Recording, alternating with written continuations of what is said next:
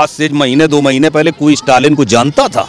सबको पता है कि स्टालिन का ये लड़का है। और हम जाने कैसे देश की जनता मुझे कि मैं भैया तमिलनाडु के मुख्यमंत्री का बेटा हूं। भारत माता की जय, वंदे मातरम, अगर इन 3 चीजों से हमारी पहचान होती है कि हम राष्ट्रवादी हैं, हम हिंदुस्तानी हैं, तो मेरे लिए ये शर्म का नहीं गर्व का विषय है। जब भारत और पाकिस्तान का मैच चल रहा था तो कई लोगों ने वहां जय श्री राम के नारे लगाए, कई लोग पोस्टर लिए थे, आई एम विद इजराइल, और अगेंस्ट आतंकवाद के खिलाफ हम खड़े हैं और इजराइल के साथ हम खड़े हैं। बताइए, जब देश का प्रधानमंत्री, भारत का प्रधानमंत्री ये बोल रहा है तो जनता का क्या दोष है? उसने अपनी उस सेंचुरी को हमास जो आतंकवादी संगठन है उसको समर्पित किया है। ग्राउंड के अंदर इस तरह की जो सजदा करना या कुछ भी इस तरह की एक्टिविटीज करना, अपनी अपनी पूजा पद्धति या किसी तरह से चढ़ाने वाली चीज को करने के लिए एक गाइडलाइन तैयार हो रही है जो जल्द ही आप लोगों के सामने आ जाएगी। धोनी ने क्या गुनाह किया था? धोनी ने केवल अपने सेना का एक प्रतीक चिन्ह ही तो लगा लिया था, जर्सी पे, ग्लव्स पे अपनी सेना का लगा लिया,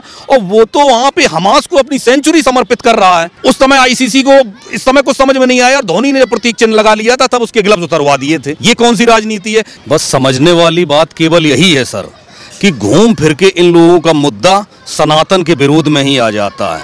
अभी जो आपने बात छेड़ी जय श्री राम के नारे को लेके, जो आपके तमिलनाडु के मुख्यमंत्री का लड़का है स्टालिन, उसने ये कमेंट किया है कि वहां जय श्री राम के नारे नहीं लगने चाहिए।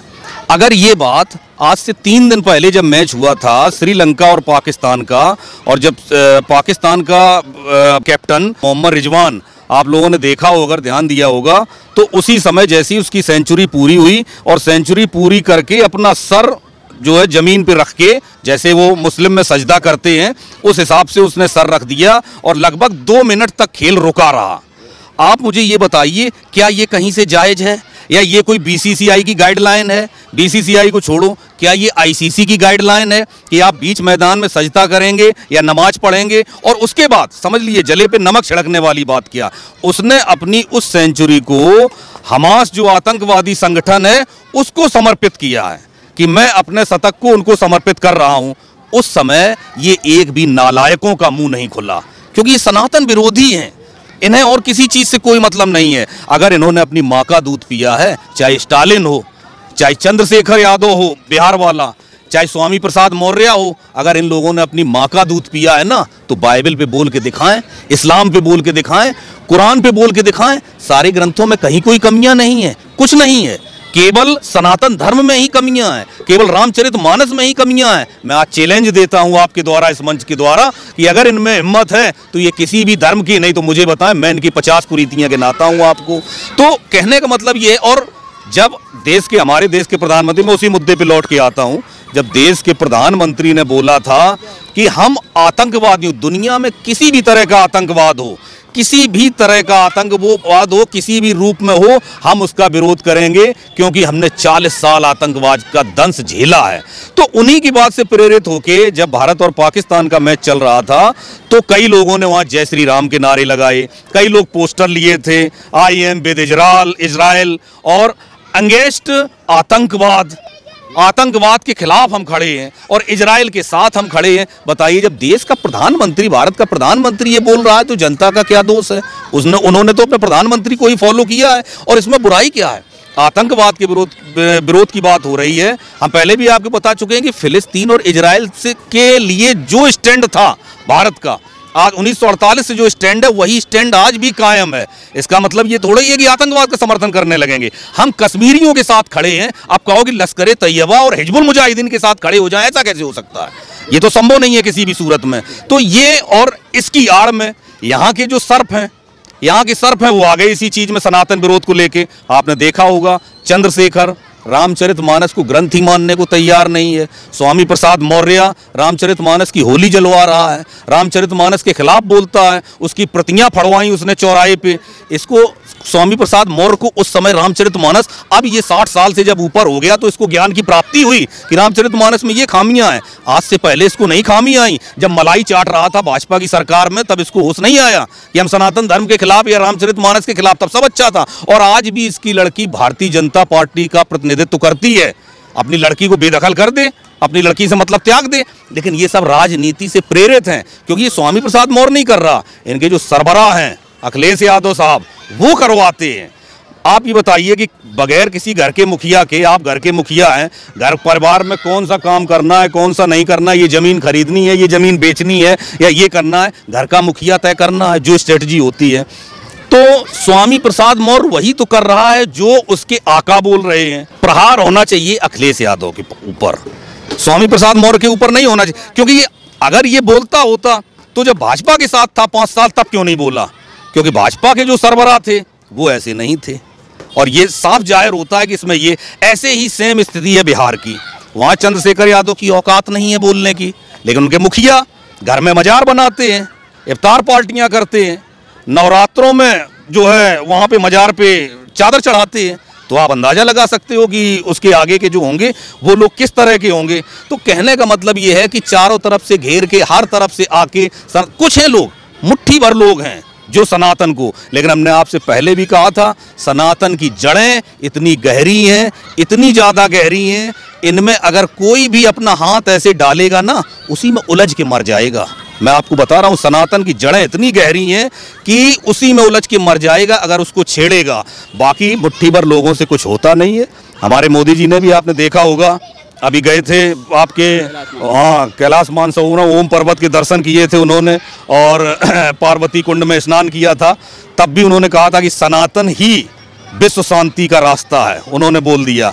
योगी जी देख लो, आप बोल ही रहे हैं सनातन से ही विश्व शांति आ सकती है और किसी चीज़ से नहीं, क्योंकि हमारा ही एक धर्म सनातन धर्म ही ऐसा है जो वसुधैव कुटुंबकम की परिभाषा बताता है, समझाता है और उसी पे चलने का रास्ता दिखाता है। वो केवल हमारा ही धर्म है, सनातन धर्म, और तो कुछ नहीं है।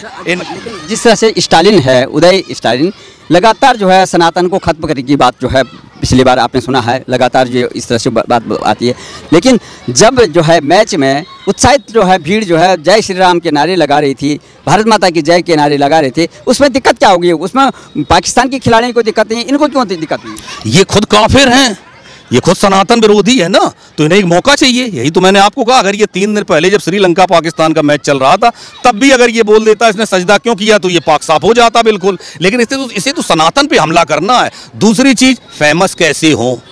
देखो आज के युग में आपको समझना पड़ेगा, जिसको भी न्यूज़ पे आना है, पेपर में आना है, टीवी पे आना है, हिंदू को गाली दो, हिंदुत्व को गाली दो, मोदी को गाली दो, सनातन को गाली दो, 3-4 चीजें इनको गाली दो, आप टीवी पे आ जाओगे।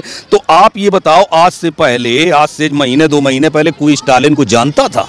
सबको पता है कि स्टालिन का ये लड़का है। और हम जाने कैसे देश की जनता मुझे कि मैं भैया तमिलनाडु के मुख्यमंत्री का बेटा हूँ, मुझे भी तो लोग जाने। तो उसमें अनर्गल जो है वक्तव्य देते हैं, उल्टा सीधा बोलते हैं। हम लोग अपनी लोगों की जो बात करते हैं, हम सनातनियों की बात करते हैं। आप बताओ ऐसी कौन सी खास बात है कि रास्ते चलते आप कोई भी जो है, आपको भारतीय जनता पार्टी के या राष्ट्रवादी लोगों को चिन्हित करने की जरूरत नहीं है। अगर आपको कोई रास्ते चलते अगर मैं जय श्री राम कह देता हूं तो आपको पता लग जाता है ये भाजपाई है, ये राष्ट्रवादी है। मैंने भारत माता की जय बोल दिया, आपने जान लिया ये भाजपाई है, ये राष्ट्रवादी है। मैंने वंदे मातरम बोल दिया, आपने तुरंत समझ लिया कि ये भाजपाई है, ये राष्ट्रवादी है। इन विपक्षियों का क्या है मोरल, ये बताएं, इनकी पहचान कैसे की जाए? तभी मैं इनको बोलता हूं ये कीड़े मकोड़े हैं, इनकी कोई पहचान नहीं है। और अगर इन 3 शब्दों से जय श्री राम और भारत माता की जय, वंदे मातरम, अगर इन 3 चीज़ों से हमारी पहचान होती है कि हम राष्ट्रवादी हैं, हम हिंदुस्तानी हैं, तो मेरे लिए ये शर्म का नहीं गर्व का विषय है। मरना चाहिए इन विरोधियों को, इन लोगों को शर्म आनी चाहिए। ये अपनी पहचान बताएं, इनकी पहचान क्या है? गाली देना सनातन को, ये इनकी पहचान है। हिंदुओं को गाली देना, रामचरितमानस को फाड़ना, ये इनकी पहचान है। और ये चाहते हैं कि यही करे पूरा देश। इनको हरामखोरों को ये समझना चाहिए कि 1982 में भारतीय जनता पार्टी बनी है। 82 के बाद क्या 82 से पहले वंदे मातरम नहीं था? रविंद्रनाथ टैगोर क्या भारतीय जनता पार्टी के एजेंट थे? और जनगण मन अधिनायक जय हे जो कहते हैं, बोलेंगे नहीं, क्या भारतीय जनता पार्टी ने इसका उदय किया है? जय श्री राम क्या 1982 से पहले नहीं बोला जाता था? ये किस दुनिया में जी रहे हैं? भारत माता की जय कोई आज बोल रहा है? हजार भारतीय मर गए भारत को आज़ाद कराने में, भारत माता की जय बोलने में। वो सब भाजपा के थे क्या? मतलब इनकी मानसिकता इतनी खराब है जिसके मतलब कुछ कहा ही नहीं जा सकता है। इनसे सतर्क रहना ही केवल हमारे लिए सबसे बड़ी चीज है। और स्टालिन जैसे लोग हुए या चंद्रशेखर जैसे लोग हुए या आपके स्वामी प्रसाद मौर्य जैसे लोग हुए, ये कीड़े हैं, सांप हैं, चंद अपने आप को पेपर में लाने के लिए, टीवी पे लाने के लिए। अभी हम चौराहे पे गाली देने लगे, लाउड स्पीकर लेके मोदी मोदी करके गाली देने लगे। हमारा आप नेशनल टेलीविजन पे देख लेना, चेहरा आ जाएगा। इसका क्या मतलब? क्योंकि इनके हाथ में कुछ रहा नहीं। और इस चीज का जवाब कब मिलेगा? 2024 में मिलेगा, जब सनातनियों के सामने ये हिजड़ों की फौज सामने खड़ी होगी, तब इनको पता चलेगा कि सनातन है क्या। जो मैंने आपको पहले भी बोला कि सनातन की जड़ें इतनी गहरी हैं, जो इसमें हाथ डालेगा वो उसी में उलझ के मर जाएगा। केवल राम का नाम लेकर 1902 सीटों से 82 में 2 सीटों से राम का नाम लेकर भारतीय जनता पार्टी 352 सीटों तक पहुंच गई। फिर भी समझ में नहीं आ रहा है कि उस नाम में कितनी शक्ति है। जो पार्टी 2 सीटों से 352 सीटों में पहुंच गई और अब की बार 400 से ऊपर पहुंच रही है सिर्फ एक राम के नाम पे, तुम उस नाम को छेड़ोगे ना, मर जाओगे उसी में पूरी तरह से। मैं बता रहा हूं, आप समेट नहीं पाओगे अपने आप को, और मर ही रहे हैं और इनके पास कोई चारा है नहीं। सर, तो जो BCCI है, ICC है, इसका जो है दोहरा मापदंड ये कैसे हो जाता है कि एक खिलाड़ी जो है सजदा करता है और आतंकवादी संगठन को जो है सपोर्ट करने की बात करता है, दूसरा पिछले जो अगर इतिहास में जाएंगे तो धोनी साहब ने जो है, जो हमारे खिलाड़ी थे, उन्होंने जो है अपने जो कैप्टन थे, उन्होंने अपने जो है ग्लव्स में सेना के प्रतीक चिन्ह को लगाया था। तुरंत ऑब्जेक्शन आ गया, उनको उतरवा दिया गया था। कि यहाँ पर भी अभी जिस तरह से स्टालिन ने बोला, अभी कल से देखिए आप काफ़ी लंबी लिस्ट आएगी जो कि विरोधी जो है सनातन जय श्री राम का नारा लगा, प्रायोजित था, सरकार का जो है स्लोगन बोला गया, सरकार द्वारा प्रायोजित है, मोदी स्टेडियम था, इस तरह की बातें आएंगी। लेकिन BCCI इनका केवल TRP लेने का, केवल क्या पैसा ही कमाने का है कि भारत पाकिस्तान मैच होगा तो उनको ज़्यादा TRP मिलेगा या पैसा मिलेगा, यही उद्देश्य रहेगा? क्या दोहरा मापदंड? नहीं, बिल्कुल आपने सही बात कही है और हम BCCI से ये अपील करते हैं। लेकिन मुझे जो पता चला है कि BCCI के जो है इस समय जय शाह जो है प्रेसिडेंट है, इस बात पे संज्ञान लिया गया है और हाँ, और ICC में ये बात पहुंचाई गई है। इसका एक पूरा सर्कुलर तैयार हो रहा है कि ग्राउंड के अंदर, किसी भी ग्राउंड के अंदर पब्लिक क्या कर रही है वो नहीं, उसके रिएक्शन पे नहीं जाना है, लेकिन ग्राउंड के अंदर इस तरह की जो सजदा करना या कुछ भी इस तरह की एक्टिविटीज करना, अपनी अपनी पूजा पद्धति या किसी तरह से चढ़ाने वाली चीज को करने के लिए एक गाइडलाइन तैयार हो रही है जो जल्द ही आप लोगों के सामने आ जाएगी। और रही बात, बिल्कुल सही बात है कि भारत जो है सभी धर्मों को मिला के बनने वाला एक देश है, सभी का सम्मान करता है। ICC मान लो एक टीम तो है नहीं, दुनिया की और भी 10 टीमें हैं, तो ICC को भी तो चाहिए। जैसे बात वहीं पे आ जाती है, घूम फिर के राजनीति पे आ जाती है कि जैसे मोदी को हटाने के लिए और मोदी से चिढ़ने वालों में केवल देश के अंदर की विपक्षी पार्टियां थोड़ा ही हैं, कई इंटरनेशनल कंट्री, विदेशी भी शामिल हैं। बहुत से ऐसे देश हैं जो नहीं चाहते हैं कि मोदी आए, तो ICC इसलिए कोई उसमें विरोध नहीं कर रही है, जबकि ICC का फर्ज बनता है कि तुरंत इसका संज्ञान लेना चाहिए। लेकिन अगर नहीं लेंगे तो BCCI इतनी ताकतवर है आज की डेट में कि उनको उनका रास्ता दिखा दिया जाएगा। धोनी ने क्या गुनाह किया था? धोनी ने केवल अपने सेना का एक प्रतीक चिन्ह ही तो लगा लिया था, जर्सी पे, ग्लव्स पे प्रतीक चिन्ह लगा लिया, तो बताइए, अपनी सेना का लगा लिया, और वो तो वहां पे हमास को अपनी सेंचुरी समर्पित कर रहा है। उस समय ICC को इस समय कुछ समझ में नहीं आया और धोनी ने प्रतीक चिन्ह लगा लिया था, तब उसके ग्लव्स उतरवा दिए थे। ये कौन सी राजनीति है? लेकिन अब रावत साहब वो वक्त निकल चुका है, अब समय दूसरा है, अब भारतीय जनता पार्टी की सरकार है और अब इनको पता लग जाएगा कि कैसे काम होता है और किस तरह से चला जाता है। ICC को भी समझ में आ जाएगा। इसकी लिखित बिल्कुल गाइडलाइन आपके सामने आने वाली है, आप देख लेना जल्द ही। आपको लगता नहीं कि एक क्रिकेट के मैदान में जबकि इतने तनातनी भी है, इसके बावजूद भी भारत सरकार उनको जो होस्ट करती है और खिलाती है, खेल के माध्यम से एक सौहार्द जाएगा और आपसी मेल मिलाप होगा दोनों कंट्रीज़ में। लेकिन ये देखा जाता है कि खिलाड़ियों में भी लगातार जो है ना, खेलते खेलते जो है ना, राजनीति का पुट आ जाता है। जिस तरह से आपने देखो कि पिछले जो कप्तान रहे हैं, जो वहाँ के प्रधानमंत्री है, वे भी यहीं से निकले हुए हैं, इसी के खेल के मैदान से। लेकिन जब ये बाहर निकल जाते हैं, राजनीतिक जीवन में आ जाते हैं, तो वहाँ से इस तरह से जो है बिल्कुल जो है भारत विरोधी बन जाते हैं। जिस तरह से अभी देखो आपने हाँ, ये नियत है, ये प्रोपोगेंडा के थ्रू ही है, एक एजेंडा चलता है, एक नैरेटिव चलता है। अब यहाँ से निकल के भारतीय टीम में जो खिलाड़ी थे या भारतीय टीम में जो कैप्टन थे, यहाँ से निकल के अगर दूसरी पार्टी में चले गए तो उन्हें तो मजबूरन वही नैरेटिव चलाना पड़ेगा जो उनकी पार्टी कहेगी। वो ये भूल जाते हैं कि हम भी इस देश के लिए खेले हैं, हम भी इस कंट्री के लिए खेले हैं, तो कम से कम इससे रिलेटेड जो भी चीज़ है उसमें हम अपनी भूमिका तटस्थ रखें, लेकिन वो नहीं रख पाते हैं। वो भी पाप के भागीदार बनते हैं क्योंकि राजनीतिक मजबूरी है, राजनीतिक मजबूरी के अलावा और ये कुछ नहीं है। तो उसमें कोई कुछ कर नहीं सकता है। राजनीति के लिए तो आप देख रहे हो लोग क्या क्या कर रहे हैं। कोई हिंदुओं को गाली दे रहा है, सनातन को गाली दे रहा है, कोई देश बांटने की बात कर रहा है, कोई कह रहा है सरतन से जुदा। मतलब सरतन से जुदा में स्टालिन का मुंह नहीं खुलता है। आपने एक भी कमेंट नहीं सुना होगा जब सर तन से जुदा लगाया गया नारा, तो एक भी स्टालिन का वक्तव्य नहीं आया। लेकिन जय श्री राम, जैसे जय श्री राम भाजपा का कोई पेटेंट या पेड किया हुआ कोई नारा हो। अरे भैया, राम 8000 साल पुराने जो है हुए इस देश के आराध्य हैं, और जय श्री राम बोलना किस चीज का पाप है? हम बोलते हैं जय श्री राम। आए कोई मुझे कहना है कहे आके, मैं उसे जवाब दूंगा। है क्या, राम के बारे में जानते कितना है ये लोग? कितना इनको राम के बारे में पता है? इतनी बड़ी रामचरितमानस है, रामचरितमानस की केवल एक चौपाई पे, सिर्फ एक सिंगल चौपाई से पूरी रामचरितमानस एक और लिखी जा सकती है। ये समझ लीजिए, इतनी शक्ति है रामचरितमानस की एक एक चौपाई में।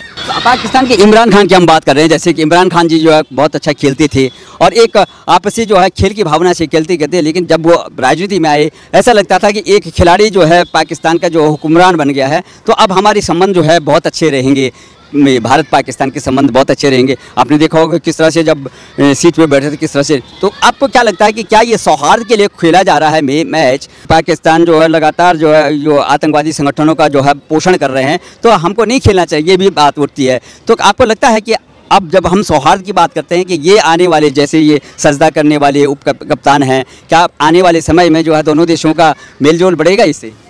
नहीं, हमें तो कहीं से उम्मीद नहीं लगती है, क्योंकि पाकिस्तान अपनी हरकतों से कभी बाज आएगा नहीं किसी भी सूरत में।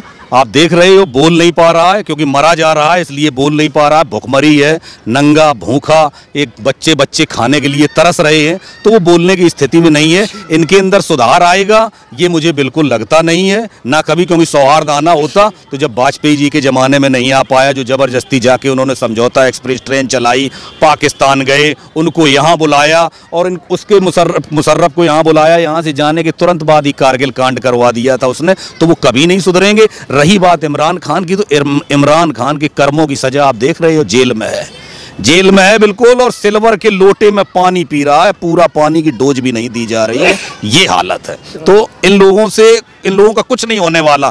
आज ये है, कल जो सत्ता में बैठे हुए हैं वो जेल में जाएंगे। पाकिस्तान का यही क्रम है, वो चलता रहेगा। हमें अपने देश को देखना है और अपने देश को देखने के लिए इन लोगों से सतर्क रहना है। खिलाड़ियों को क्या संदेश देना चाहेंगे, पाकिस्तान के खिलाड़ी को, भारत के खिलाड़ी को, किस तरह से उनको जो है सौहार्द, क्योंकि आदमी सौहार्द के लिए देखता है, ये नहीं कि तनातनी के लिए, तो किस तरह से जो है उनको राजनीति से हट के खेल की भावना से? बिल्कुल बिल्कुल, दोनों तरफ के खिलाड़ी, चाहे भारत के खिलाड़ी हो या पाकिस्तान के खिलाड़ी, तुम लोग खिलाड़ी हो, तुम लोग खेलने आते हो, एक रोमांच होता है, अच्छा लगता है। हम लोग तुम्हारे यहाँ खेलने जाते हैं, इसको सिर्फ खेल के दृष्टिकोण से देखिए।